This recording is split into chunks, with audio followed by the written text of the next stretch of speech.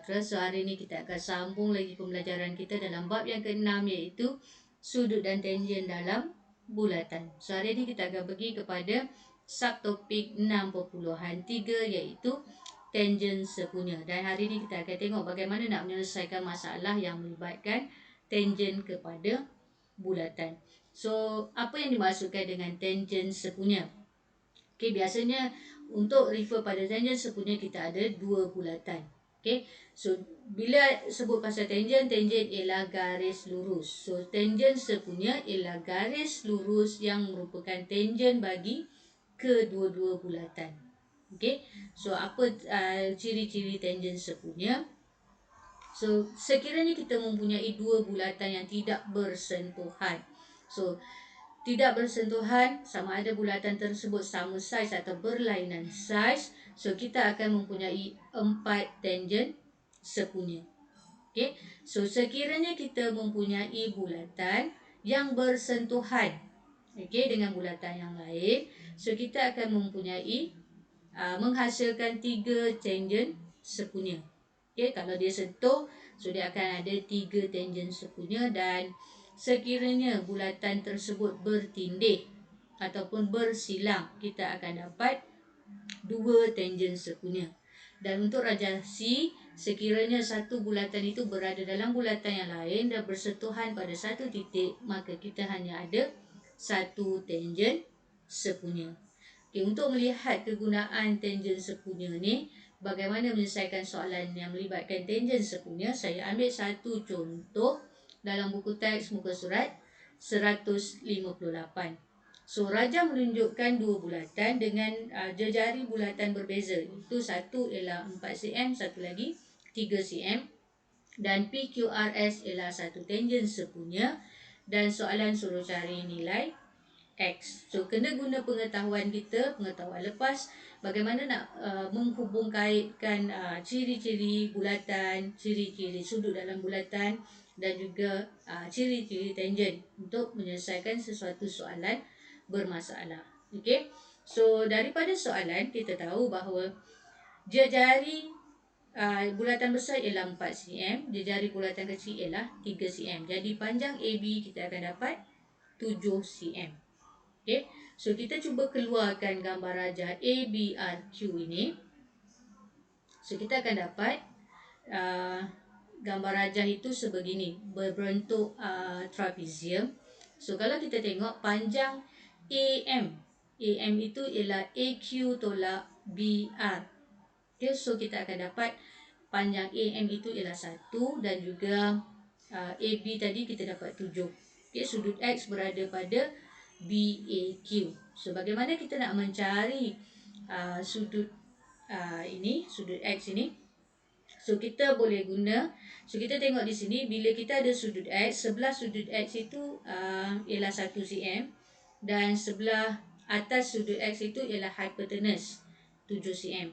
So bila melibatkan sebelah dan juga hypotenuse, kita boleh gunakan cos. Okay, so 1 dan 7 tu kita boleh gunakan cos. So cos X ialah sebelah per hypotenuse 1/7. Cos X 1/7. So macam mana nak cari X? Kita ambil shift cos 1/7. Okay, kamu tekan pada kalkulator shift cos 1/7. Kita akan dapat 81.79 darjah. So itu ialah nilai sudut X. Okay. So saya ambil satu soalan penyelesaian masalah 6.3E soalan keempat. Okay. So dalam soalan ni ada 3 pecahan soalan. Okay, kita tengok satu persatu. Okay, bila dapat soalan penyelesaian masalah, cuba baca soalan, kenal pasti apa maklumat yang diberi dalam soalan dan apa maklumat yang diberi dalam gambar rajah. So kalau kita tengok pada gambar rajah ini, okay, diberi dalam soalan bahawa CD sama dengan DP. Okay, bermaksud jarak CD dan DP itu sama. Kita tahu bahawa panjang CP ialah 2 cm sebab jejari PR tu 2. Bermaksud CD 1 dan DP juga 1. Okey, sebab dia sama panjang. So berapa panjang OC? Kalau nak ke OD, kita dapat 3 sebab jari dia 3, bulatan yang besar. So, kalau CD 1, bermaksud OC ialah 2. Okey, soalan A. Soalan tanya panjang OP. So, kita terus dapat jawapan bahawa OP ialah 2 tambah 1 tambah 1. So, kita dapat OP panjang dia 4 cm. Okey, 4.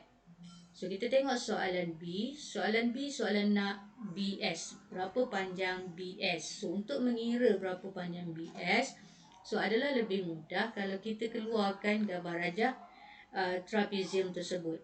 OPSB itu kita keluarkan dan kita labelkan. Okay, so kita labelkan maklumat apa yang kita tahu, panjang apa yang kita tahu. So, bila kita labelkan, kita dapati bahawa panjang OP ialah 4, panjang PS ialah 2. So, macam mana kita dapat panjang yang sisi pendek tu ialah 1. So, panjang OB ialah 3. So, 3 tolak 2, kita dapat 1. So, nak mencari BS, jarak yang mengufuk, okay, so kita boleh gunakan teorem Pythagoras. So, untuk mencari BS, jarak yang mengufuk tu, kita ambil hypotenuse 4 kuasa 2 tolak dengan 1 kuasa 2. So, kita akan dapat 3.87. 3.87. Sebab soalan nak 2 titik perpuluhan. Okay, itu BS. Dan soalan ketiga, soalan nak panjang BST. Sekarang dia nak garis tangent tu berapa panjang dia. Okay, so kita keluarkan gambar rajah. Okay, macam saya kata tadi. Okay, kita untuk mengira, memudahkan kita mengira, okay, kita kena keluarkan dia dalam bentuk gambar rajah yang kita faham. Okay, so daripada gambar rajah tadi, kita dapat, saya labelkan sudut POB sebagai theta. So, bagaimana kita nak mencari berapa nilai sudut theta? Okay, sudut theta ialah cos theta sama dengan 1/4. Okay, sebelah per hypotenuse 1/4. So, nak cari theta, cos negatif 1, 1/4. Ataupun shift cos 1/4. So, kita akan dapat theta sama dengan 75.52. So, kenapa kita perlukan sudut ini?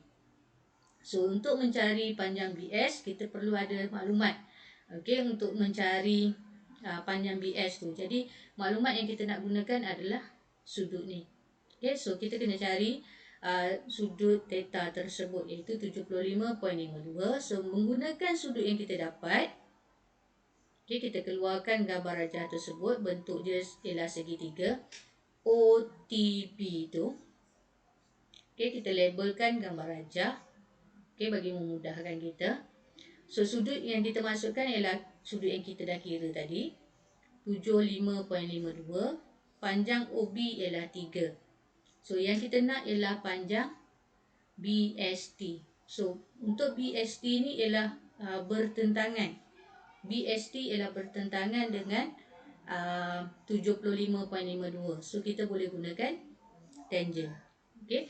So, tangent sudut tersebut, tangent 75.2 adalah bertentangan BST per bersebelahan 3. Okay. So, bagaimana nak cari BST?